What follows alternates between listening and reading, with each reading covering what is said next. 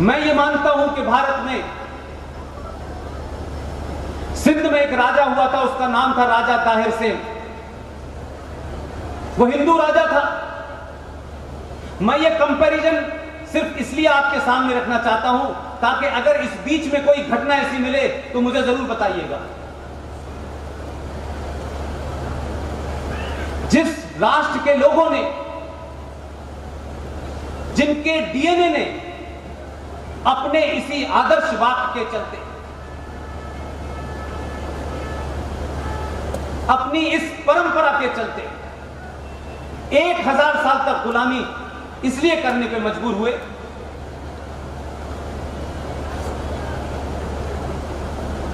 कि उनके डीएनए ने कभी यह नहीं कहा कि हथियार उठाना है। राजा ताहिर सेन के बारे में देश को नहीं बताया गया। ये इसलिए बताना जरूरी है कि बहुत लोग आपसे सवाल करते हैं, आप उनका पूरी ताकत से जवाब दीजिए और उनसे पूछिए कि ये हमें मत समझाओ कि इस्लाम शांति का धर्म है और ये जो नैरेटिव हमारे पूर्वजों ने हमें दिया कि सारे धर्म बराबर हैं, ये सबसे बड़ा फ्रॉड है। हम अपने लोगों को यह बता नहीं पाए कि धर्म और मजहब में फर्क होता है। धर्म अनादि काल से होता है, ब्रह्मांड का हिस्सा होता है। मजहब पैदा होते हैं, मजहब खत्म होते हैं। मजहब और धर्म में जमीन आसमान का फर्क है, लेकिन हमने मजहब को धर्म बना दिया। ऐसे ही सेकुलरिज्म का हमने झूठ बोला। सेकुलरिज्म का मतलब होता है पंथ निरपेक्ष, लेकिन हमको बताया गया धर्म निरपेक्ष। यह देश धर्म निरपेक्ष जिस दिन हो जाएगा, हाहाकार मच जाएगा। जो धर्म है आपका और मेरा, समाज के प्रति, प्रकृति के प्रति, हम उसके खिलाफ हो जाएंगे। ऐसे ही कहा गया साहब, हिंदू मुस्लिम सिख ईसाई आपस में है भाई भाई।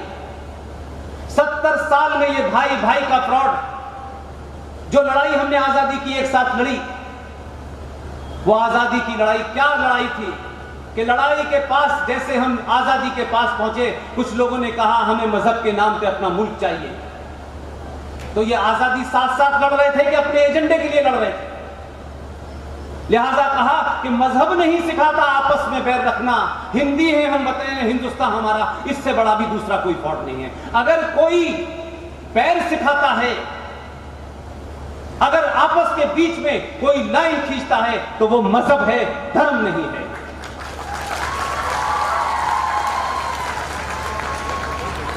जैसे ये ब्रह्मांड इटर्नल है, जब से शुरू हुआ है तब से लेकर के आज तक, दुनिया में अगर कोई धर्म है, दुनिया में उसके मानने वाले कोई हैं, तो सिर्फ सनातन है। बहुत लोगों को चिंता होती है, बहुत लोग कहते हैं कि साहब हिंदुओं को क्या करना चाहिए, हिंदू राष्ट्र हो जाना चाहिए, हमें इसको हिंदू राष्ट्र बना देना चाहिए। मेरा उनसे आग्रह है, हिंदू राष्ट्र बनाएं, उसकी कोई मुझे आपत्ति नहीं है, लेकिन पहले हिंदू होने का परिचय तो दीजिए भाई।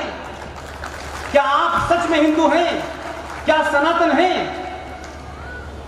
जैसे जैसे आप सनातन धर्म की तरफ बढ़ेंगे, अपने ऊपर शर्मसार नहीं होंगे, उन परंपराओं को समझेंगे, अपनी जिम्मेदारियों को समझेंगे, मुझे पूरी उम्मीद है कि भारत का समाज जिस दिन सनातन की तरफ बढ़ना शुरू करेगा, जिसकी थोड़ी थोड़ी आहट मुझे नजर आ रही है, अभी तो सिर्फ आपने कुछ करा ही नहीं है, अभी आपके दिमाग में पहला ख्याल आया है।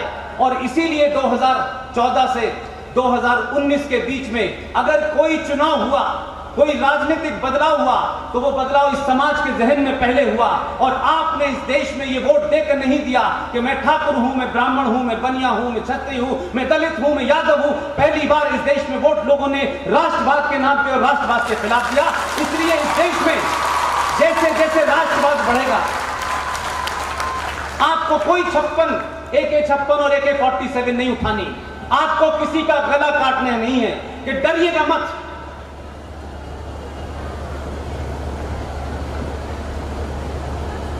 आपको सिर्फ एक ही काम करना है।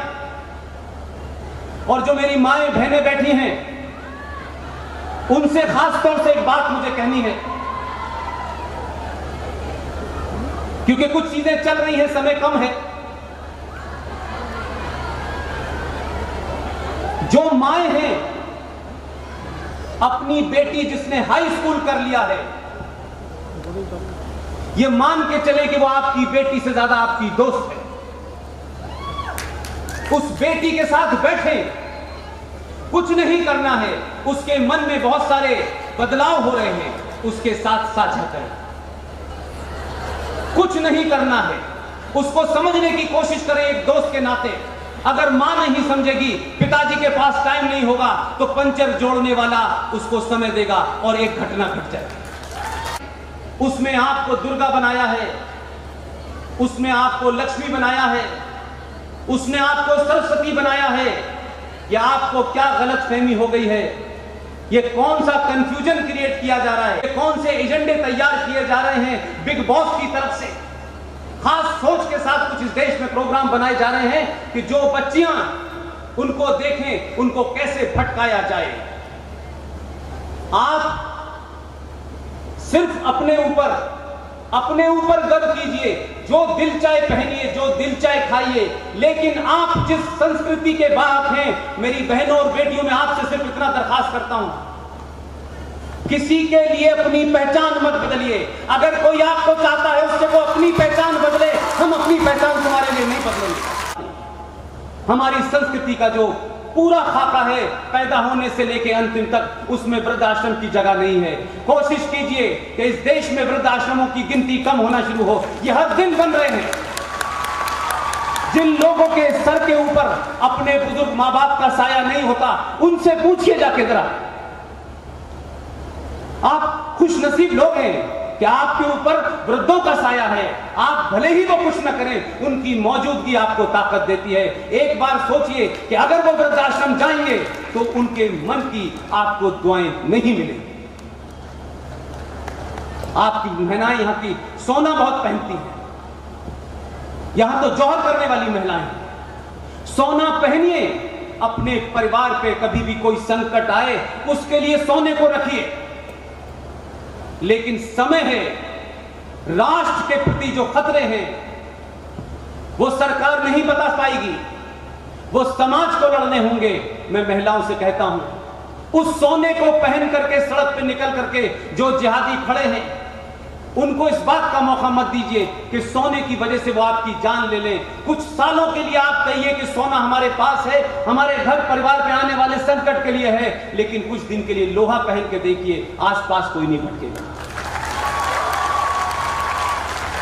मुझ पे बहुत सारे आरोप लगते हैं। ये कह के मैं अपनी बात समाप्त करता हूं। मंत्री जी को जाना है। बहुत बार कहा गया कि आप तो आरएसएस के मंचों पे जाते हैं, आप उनका प्रोपेगेंडा करते हैं, आप आरएसएस के एजेंट हैं। मैं इस बात में ईमानदारी से कह रहा हूं कि मैं जहां पला बड़ा हूं, वहां से दिल्ली तक के सफर में मुझे आरएसएस की फुल फॉर्म नहीं पता थी। मैंने कभी शाखा नहीं देखी, सुनता रहा हूं, लेकिन इस सब के बावजूद भी कहता हूं, जो लोग अपोलोजिस्टिक होते हैं, अगर मैं आरएसएस का एजेंट माना भी जाता हूं और लोग कहते भी हैं, तो आरएसएस के एजेंट बनने में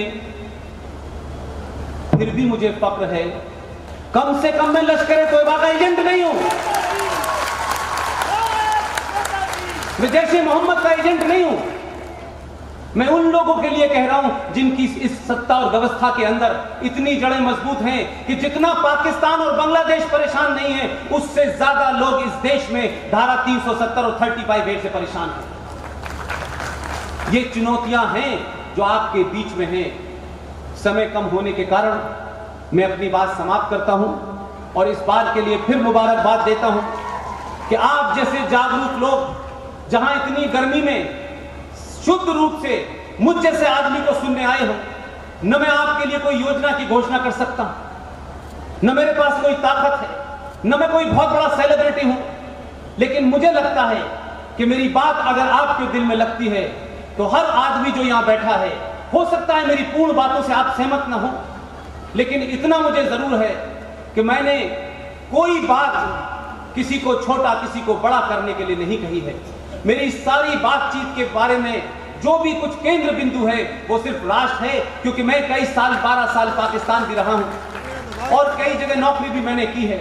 मुझे जो बारीक खतरे हैं उन खतरों के प्रति माओ को, बहनाओं को, बेटियों को, बुजुर्गों को, सबको, एक एक आदमी को अपनी जिम्मेदारी जो आपने 70 साल से नहीं की थी, कम से कम अब ये भाव पैदा हो गया है, पूरी ताकत से करें, तब ये राष्ट्र बचेगा। और राष्ट्र बचेगा तो हम बचेंगे। सत्ता आएंगी, सत्ता जाएंगी, वो महत्वपूर्ण नहीं है, लेकिन राष्ट्र एक बार मजबूत हो गया, राष्ट्र के लोग चेतन हो गए, तो सत्ता पे वही बैठेंगे जो राष्ट्र की बात पहले करेंगे, बाकी अपने आप। बहुत बहुत धन्यवाद। Thank you very much.